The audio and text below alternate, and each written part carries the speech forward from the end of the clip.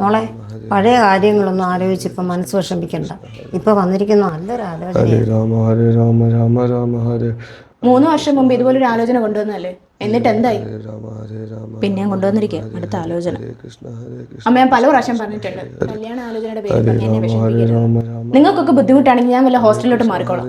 ഹരേ കൃഷ്ണ ഹരേ കൃഷ്ണ കൃഷ്ണ. മോളെ കഴിഞ്ഞതൊക്കെ നിന്റെ സമയദോഷം കൊണ്ട് സംഭവിച്ചതല്ലേ മോളെ. ഇനിയിപ്പം നിന്റെ ശനിദശ മാറുവാന്നാ പറയുന്നത്. ആര് പറഞ്ഞു? ഞാൻ പറയാനുള്ളതൊക്കെ പറഞ്ഞു. ഇനി നിന്റെ ഇഷ്ടം. ഓ, 2 പേരോട് ഞാൻ പല തവണ പറഞ്ഞിട്ടുണ്ട്, വിളക്ക് കത്തിക്കുന്ന സമയത്ത് കിടന്ന് അലപ്പുണ്ടാക്കിയേക്കല്ലെന്ന്. എന്തായിരുന്നു ഇവിടെ പ്രശ്നം?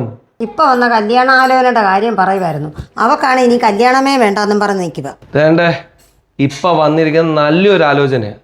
നിന്റെ എല്ലാ കാര്യവും അറിഞ്ഞിട്ടാണ് അവർ സമ്മതിച്ചിരിക്കുന്നത്. ഞാൻ പറയുന്നത് അങ്ങോട്ട് കേട്ടാൽ മതി. പണ്ട് നിങ്ങളുടെയൊക്കെ വാക്ക് കേട്ടിട്ടാ എൻ്റെ ജീവിതം ഇങ്ങനെ ആയത്.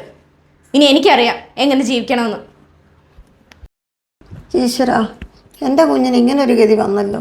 10 പേരത്ത് നോക്കിയല്ലേടാ നമ്മൾ കല്യാണം കഴിപ്പിച്ചത്. എന്നിട്ട് എൻ്റെ കുഞ്ഞിന് 2 ആഴ്ച പോലും ഒന്നിച്ച് കഴിയാൻ സാധിച്ചില്ലല്ലോ. എല്ലാം നമ്മുടെ കർമ്മഫലം.